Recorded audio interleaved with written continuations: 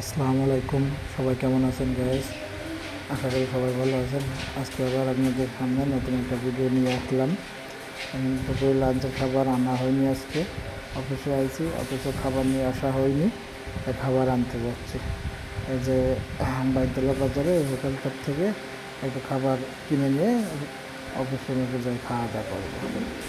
খিচুড়ি কিনে নিয়ে আসলাম, এনে এই যে খিচুড়ির সাথে ডিম দিয়ে একটু ঝোলও নিয়ে আসলাম তরকারির, যাতে খাইতে সুবিধা হয় এবং টেস্ট হয়।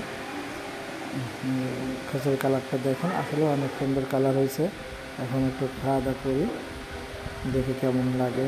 আসলে বাইরের খাবার খুব কম খাওয়া পড়ে, বিশেষ করে ভাত আইটেম। এই যে আজকে তো খাবার আনা হয়নি, যার জন্য খাওয়া।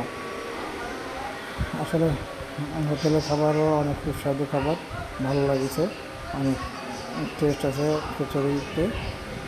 আর সাথে একটু ঝোলও আছে, খিচুড়ির সাথে ডিম খাওয়া হচ্ছে। সবাই দোয়া করবেন, আপনাদের মাঝে যেন থাকতে পারি।